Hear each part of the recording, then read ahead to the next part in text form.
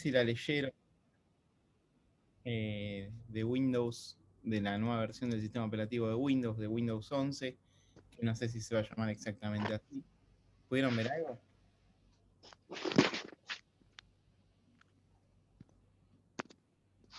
Bien. Hola, buenos días, profe. Buen día, Nahuel, ¿cómo va? ¿Todo bien?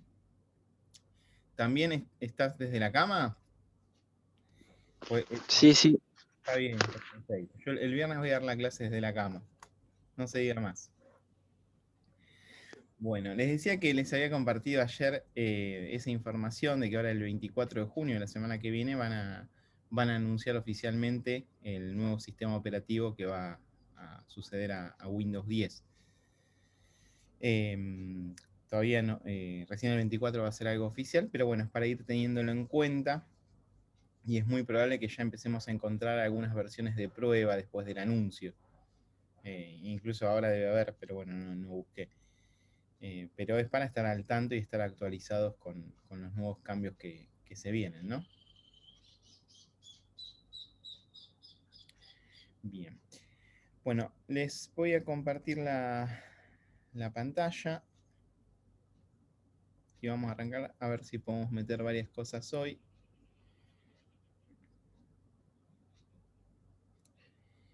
Bien, ahí estamos.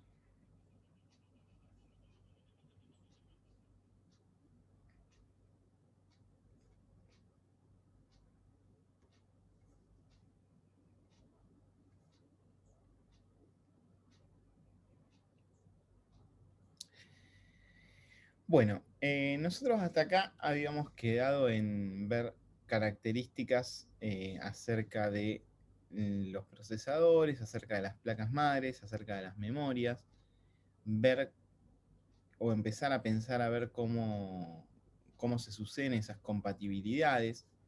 La idea de ejercicio que vamos a tener después es que ustedes tengan una gran lista de componentes y que a partir de esa gran lista de componentes puedan armar una configuración que sea compatible. Esto, si en algún momento pudieron instalar el PC Building, el programa simulador, también lo pueden hacer desde ahí, digamos, también estaría disponible para hacer. Pero bueno, esto va a ser un poco más teórico en el sentido, van a tener como una larga lista y ustedes van a tener que elegir qué componentes serían compatibles con qué componentes y además de compatibilidad buscar características que los hagan equilibrados. ¿Qué es lo que quiero decir? Para que haya compatibilidad, yo voy a tener tres elementos de base, que son los que mencionamos recién. ¿Cuáles son los tres elementos de base de una computadora? Podríamos sumar a la fuente como cuarto, pero ¿cuáles son los tres elementos de base? Procesador, placa madre, Ujú. memoria RAM puede ser. Exacto, ¿sí?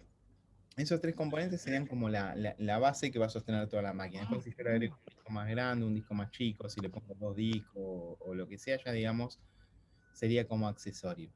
Pero la base de una máquina va a ser justamente mother, micro y memoria, y si quieren podemos sumar a la fuente ahí entre medio.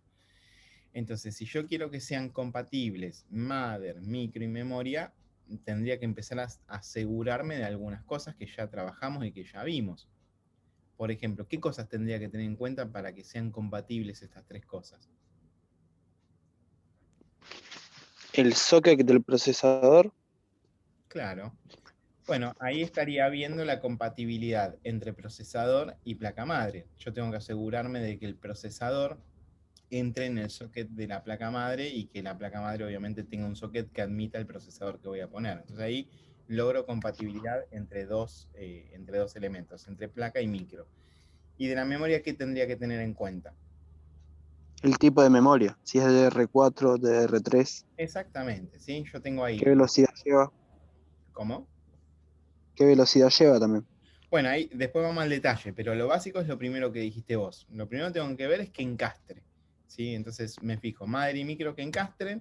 Una vez que esas dos cosas se encastraron, me fijo qué tipo de memoria admite la placa madre y a partir de eso incorporo una memoria que sea compatible. Es decir, si el madre tiene DDR3, voy a tener que comprar una memoria DDR3 y si tiene DDR4, voy a comprar una DDR4.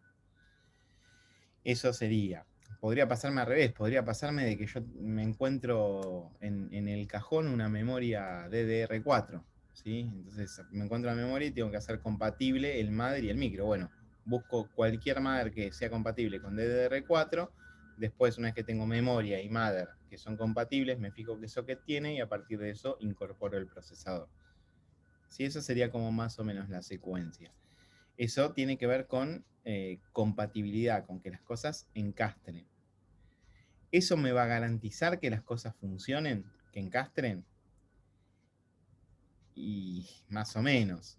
¿Sí? Nosotros vimos la semana pasada de que había sockets AM4 que eran compatibles con ciertas generaciones de procesadores y con ciertas generaciones no.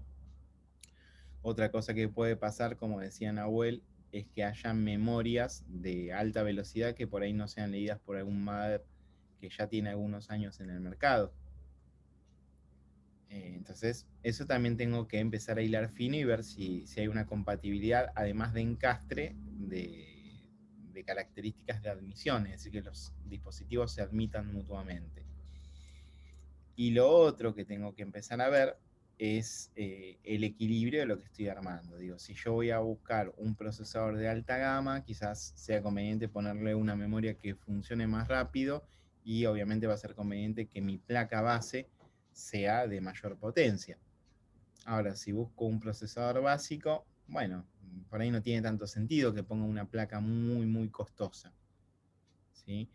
Eso, digamos, es equilibrar un poco la Se cuestión. puede generar el famoso cuello de botella, si no me parece. Sí, sí, sí, obviamente. En ese caso sería al revés, cuando yo pongo por ahí un procesador de mucha performance y un mother con, digamos, con poca velocidad o con poca performance. Ahí vas a formar cuello de botella seguro. El procesador no llega, digamos, a su máximo. Sí, tal Claro, cual. No llegas a poder utilizar su máxima velocidad porque el canal no se lo permite. Sí, es como tener una Ferrari y estar a las 6 de la tarde un viernes en la autopista. O sea, vas a ir a paso de hombre porque está todo colapsado el tránsito. ¿Sí? Básicamente tiene que ver con eso. Y otra cosa que ustedes van a empezar a ver con esos ejercicios de compatibilidades es que en la lista van a aparecer algunos precios como relativos. Entonces uno ya va a empezar a saber de que si yo tengo un procesador de $50 y tengo un procesador de $400, ya saben a priori cuál va a ser mejor, ¿no? O por lo menos cómo empezar a buscar. Sería muy raro que un procesador de $50 tenga mayores prestaciones que uno de 400. Sería raro, podría. No, no pasa. No va a pasar eso. ¿Sí?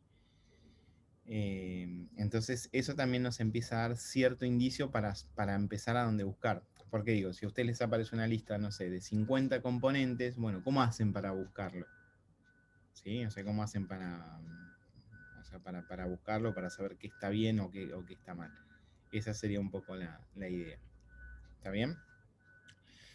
Bueno, y hoy vamos a seguir un poco con esto de la instalación de partes y la selección de partes, a ver qué cosas nos vamos a elegir y vamos a continuar con las unidades de almacenamiento. ¿Sí? Recuerden que las unidades de almacenamiento son disco duro, unidades ópticas que podemos llegar a tener, vamos a ver también las unidades de lectura de micro SD, de memorias, y cómo instalar todo esto en el gabinete. ¿Sí? Bueno, vamos a ver un pequeño video. Vamos a abrir un documento de Word también. Ahí vamos. Para tener. Y ahí volvemos acá.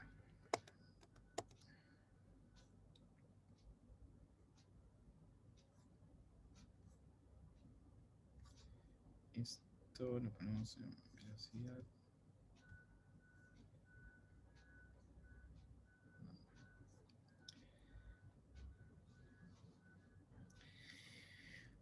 Bueno, acá la idea es colocar lo que serían las unidades de almacenamiento. Si ustedes se fijan acá en el video, sobre la izquierda tenemos un disco, dos discos y una unidad externa.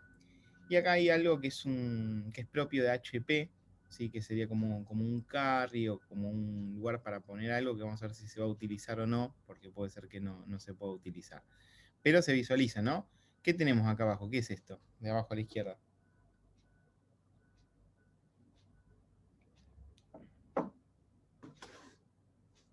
¿Qué sería esto que tengo acá?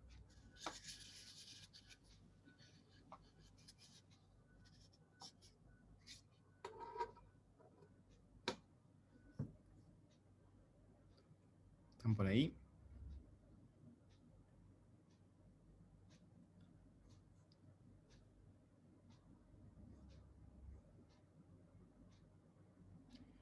Daniela, si estás hablando no te escuchamos.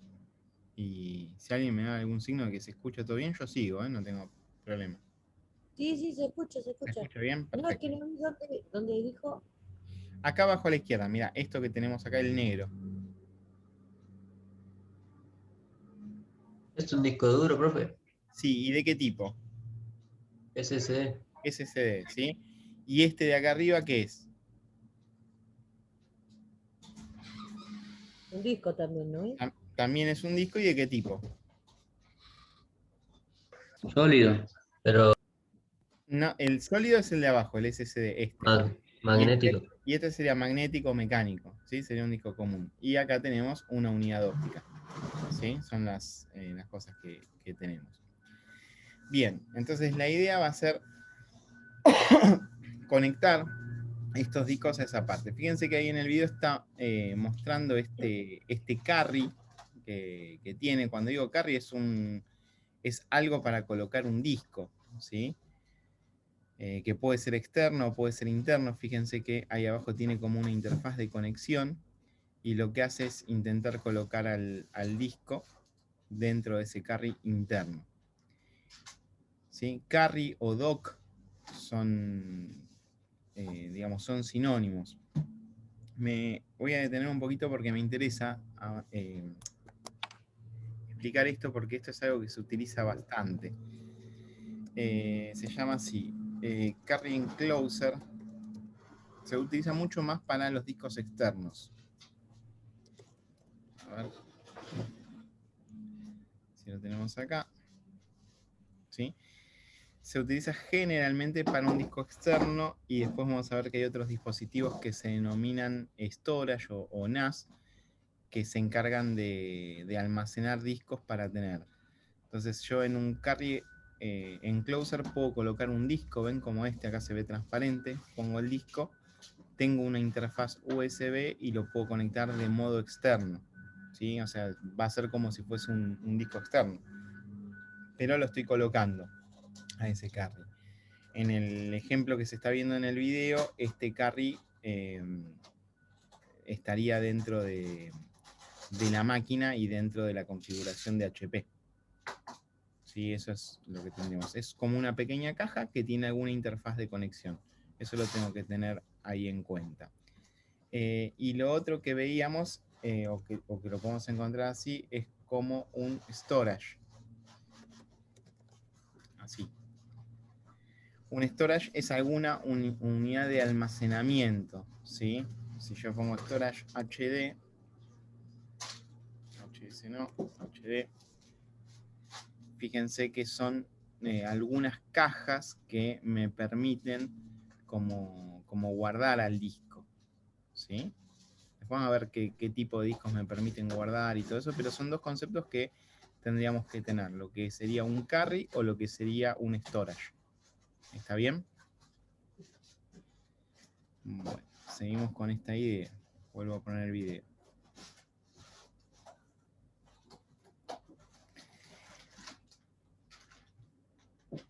Ahí vamos. Bueno, fíjense que sigue siendo el mismo sistema que venimos trabajando en la clase pasada, ¿no? ¿Se acuerdan que habíamos puesto las memorias acá, la misma placa base, el procesador que se había puesto? Así que es exactamente lo mismo. Como el carry no entra o no encastra en el gabinete, y que muchas veces nos suele pasar eso con los discos sólidos, vamos a ver que hay tres tamaños de discos que vamos a encontrar, o tres tamaños de unidades de almacenamiento. vamos a encontrarnos con las unidades más grandes, que son las unidades ópticas. Vieron que tienen un tamaño de 5 1/4, o sea, una bahía grande. Después tenemos discos de 3,5 pulgadas, que son los comunes de notebooks. Y después tenemos los de 2,5 pulgadas, que son, perdón, los de 3,5 son los de PC Desktop, que son más grandes. Y después tenemos estos que son más chicos, que son de notebooks. Entonces, como los discos sólidos, todos los discos sólidos tienen el mismo tamaño que los discos de notebook, es decir, un tamaño de 2,5 pulgadas, muchas veces pasa que en los gabinetes, sobre todo si el gabinete no es tan moderno, no tiene lugar para poner el disco, ¿sí? Y se suele poner solamente con 2 tornillos. O sea, tengan en cuenta que el disco SSD es muy, muy liviano. Este por ahí tiene un poquito más de peso porque tiene la carcasa metálica, pero todos los que ya tienen carcasa de plástico son extremadamente livianos. Entonces simplemente con poner 2 tornillos de rosca fina, eso es importante también que lo empiecen a reconocer, cuando se pone rosca fina, cuando se pone rosca gruesa. Con 2 tornillos de rosca fina vamos a poder simplemente sostener este disco y que quede totalmente firme sin ningún tipo de problemas. Entonces eso suele pasar en la instalación de discos. ¿Sí? Como que solamente se ponen con 2 tornillos y queda como suspendido en el aire. Pero no tenemos otra chance salvo que sea un gabinete más nuevo que ya tenga lugar para disco sólido. Bien.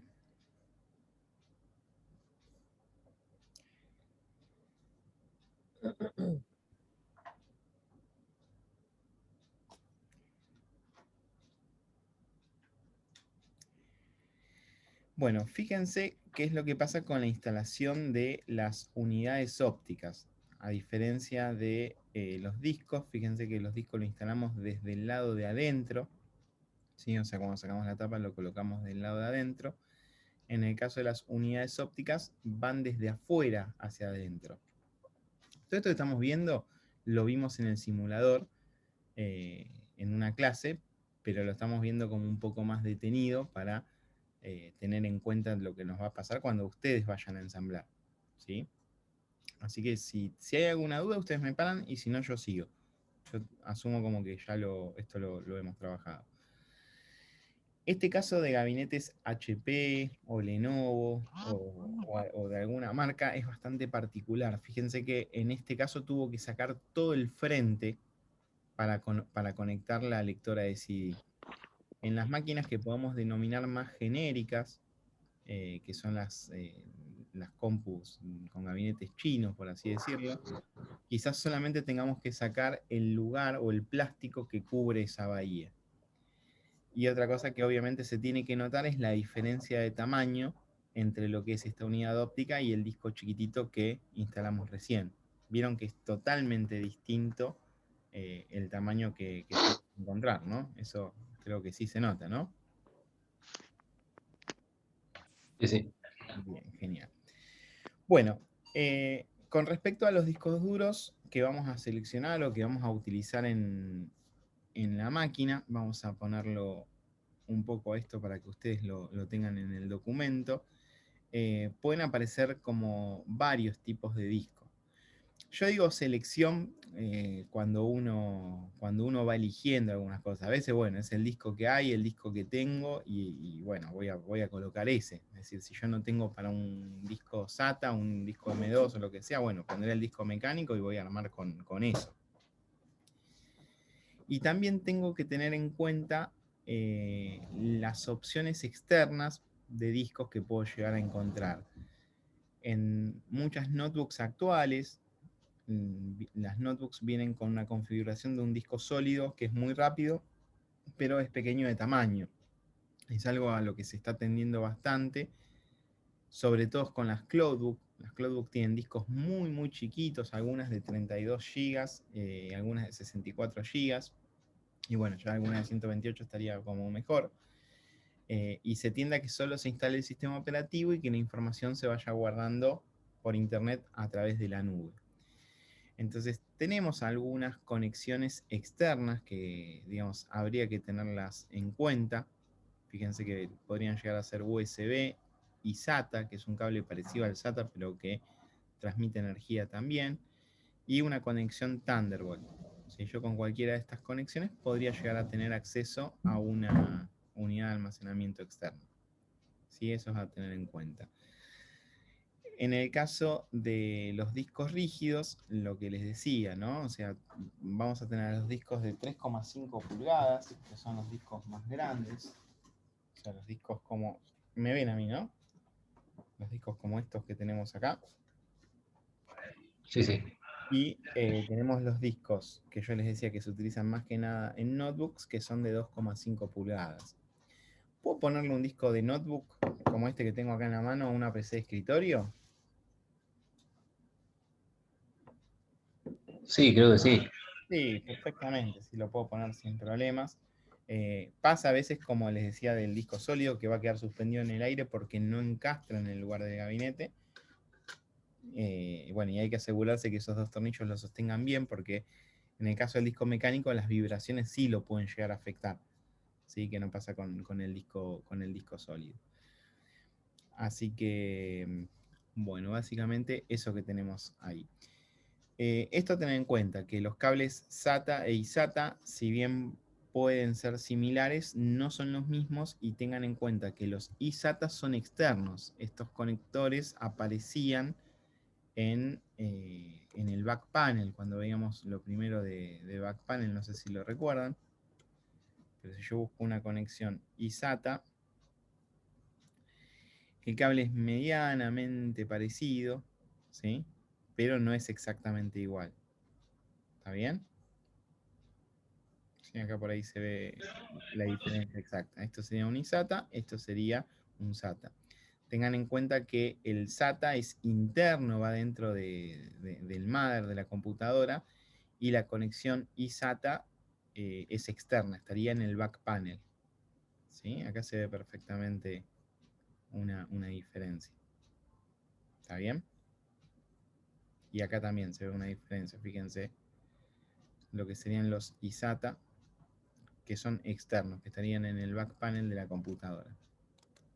Bien. Bueno, entonces a la hora de elegir el disco, bueno, o sea, puedo buscar qué me conviene en velocidad, qué me conviene en conexiones. Recuerden que si tengo una máquina antigua, por ahí no tenga conexiones SATA, no es lo más usual de encontrar, pero podría llegar a pasar. Entonces, ahí elijo disco interno, disco externo, si el disco es HDD, que sería el mecánico, SSD, que sería el sólido. Dentro del sólido, ¿se acuerdan que podíamos tener distintas conexiones? ¿Qué conexiones de sólido podemos tener? El M2, El M2, el el SATA. SATA, el IDE puede ser. IDE en SSD ya no existe. IDE sí Bueno, existe. IDE sí, existía. pero no, en SSD nunca existió el IDE. En HDD sí. En el mecánico existía el IDE. Ah, Pero sí, sí, sí. en la tecnología nueva de disco sólido, el IDE nunca fue como una interfaz utilizable. ¿Y qué es esto medio raro que es SSHD?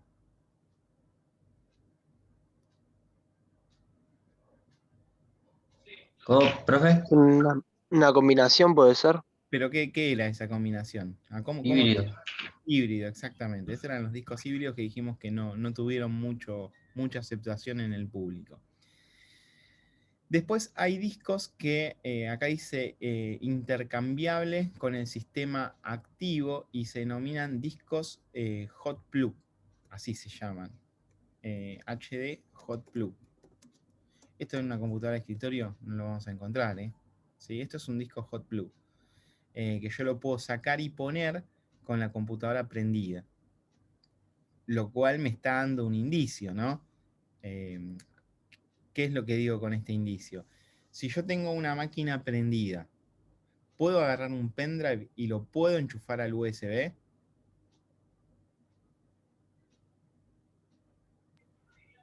Sí. Sí, Sí, sí. sin ningún tipo de problemas, ¿sí? Ahora, si yo tengo esta unidad, que es un disco sólido, está la máquina prendida, ¿le puedo enchufar el SATA acá y el cable de power acá con la máquina prendida? No, No, no. Bueno, como poder se puede, pero no es muy recomendable, ¿sí?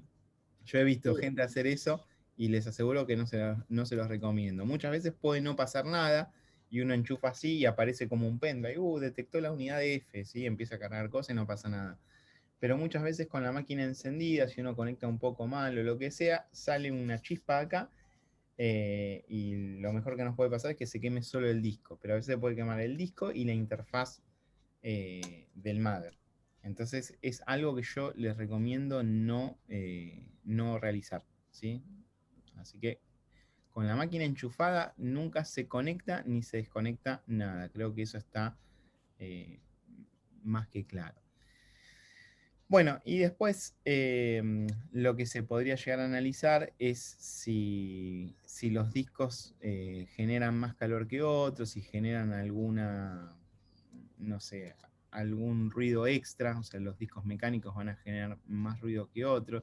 ¿Se acuerdan que hemos analizado también las revoluciones por minuto que podían llegar a tener? Y en la potencia creo que van a estar todos más o menos iguales, ¿sí? No sé si vamos a tener alguna gran diferencia de potencia. Pero bueno, esto es con respecto a la elección de los discos, ¿sí? Bueno, vamos a ver qué pasa con respecto a la selección de unidades ópticas. Es decir, qué pasa cuando nosotros queremos elegir una unidad óptica. ¿Qué se fijarían ustedes?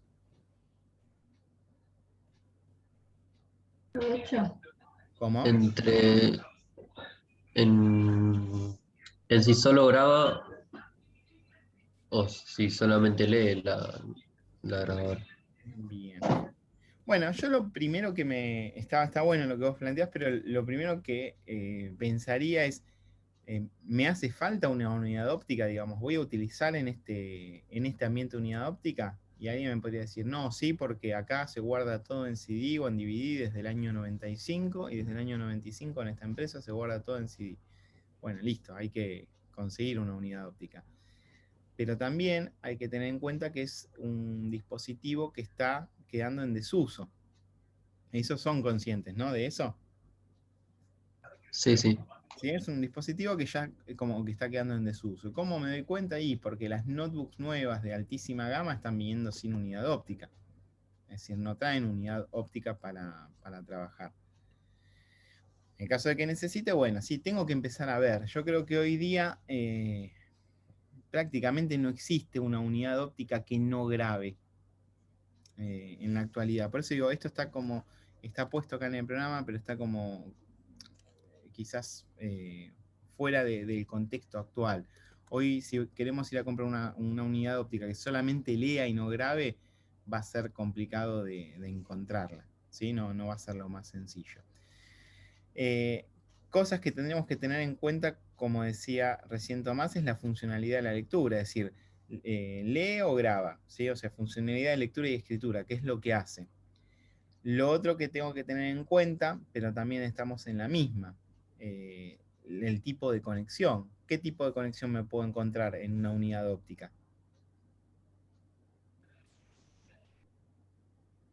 Eh, Conexión IDE puede ser. Podría llegar a ser IDE, pero es muy vieja, o Molex puede ser.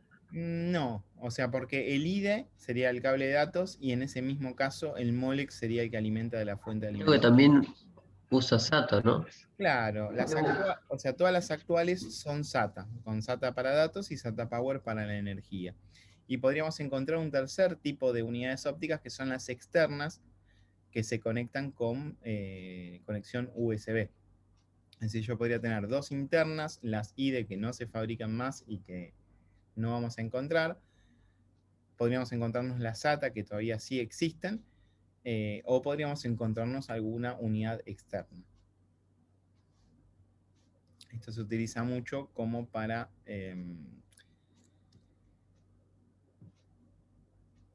notebooks que no traen o netbooks y necesitamos algo desde un CD.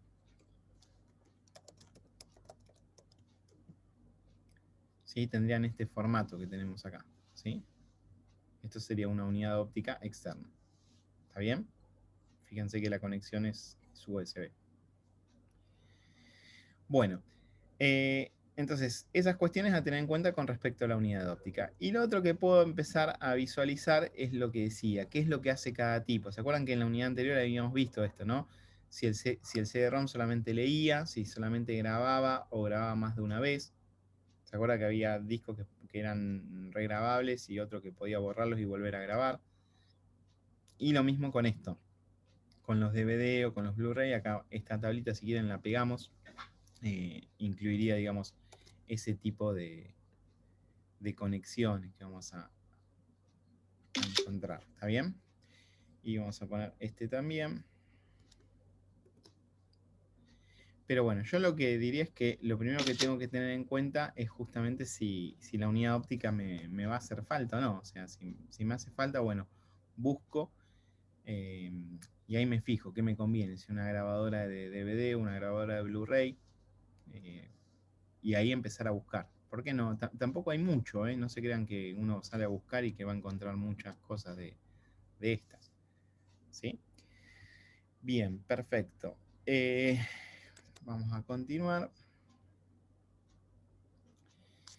Bueno, acá estaba lo que hablábamos hace un ratito acerca de las dimensiones o el tamaño de las unidades que podemos llegar a encontrar. Fíjense que esto que es de 5 1/4, o sea, 5,25 nos da el tamaño. Es el tamaño que tienen las unidades ópticas, que son más grandes. Justo no tengo acá una unidad óptica, pero me imagino que la ubican sin problemas. Hay gabinetes que no tienen espacio para este tipo de unidades ópticas. ¿Sí? Eso es un factor también a tener en cuenta. El otro día vendí unas máquinas, unas HP G280 creo que son. Ahí, miren, estas. ¿Sí? Esta G280 tiene para unidad óptica, ¿sí? Fíjense que es acá, pero viene con una unidad óptica que es de notebook. ¿Sí? Cuando tuve que desarmarlas porque tuve que agregarle memoria y varias cosas, notaba eso. A ver si se ve acá en este formato, que es como muy chiquito el lugar, el gabinete, y la unidad óptica es una unidad óptica de notebook. ¿Sí? Son cosas que sean propiamente en las HP, ¿no? O sea, no, a ver si ponemos unidad óptica. Digo HP, digo Dell, digo Lenovo, ¿ven? O sea, tiene esta conformación la unidad óptica que tenía. Cuando este dice Lenovo, pero es básicamente lo mismo. Nosotros estamos acostumbrados a un tamaño de 5 1/4, ¿sí? Que sería esto grande que tenemos acá. Ya que está y que estamos hablando de unidades ópticas, les tiro algo. Existieron en algún momento de la vida unas unidades ópticas que se llamaban Lightscript, ¿sí? Que tienen este símbolo de acá. Y lo que tenían las unidades Lightscript, que además de grabarme el disco, o sea, de grabarme lo que yo quería, me permitían como grabar con el mismo láser una carátula del CD o del DVD en la misma unidad óptica. ¿Sí? Vamos por partes, si no nos vamos para los distintos lugares, pero es importante aclarar estas cosas. Estas son unidades ópticas que vienen en algunas máquinas de escritorio. ¿Son de 5 1/4? No. Son, digamos, exclusivas de ese tamaño para ese modelo. Eso es lo primero que les decía. Y lo otro que les decía de la tecnología es la tecnología Lightscript. Acá. La tecnología Lightscript me permitía, ¿ven? En la misma unidad óptica yo grababa el disco de lo que sea, después tenía que obviamente tener un disco Lightscript, lo daba vuelta, yo diseñaba la carátula con un software que ya venía incluido, le ponía una imagen, lo que sea, obviamente era a un solo color, y me quemaba la cubierta del disco y me lo dejaba como de esta forma, ¿no? En vez de estar pelado, me escribía lo que yo quería totalmente con el mismo láser. No sé si alguna vez escucharon de esto. Sí, sí. Pero bueno, es algo que hoy ya no, o sea, no se utiliza. No me acuerdo si era propia de HP la tecnología de Lightscript. Después si quieren, búsquenlo. Pero bueno, son detalles a tener en cuenta. Entonces acá tenemos los tamaños. Unidades ópticas de 5 1/4. Los discos más grandes son estos que tenemos acá, de 3,5 pulgadas. También podríamos encontrarnos con ese tamaño con lectores de USB de 3,5 pulgadas que van a entrar en ese mismo lugar.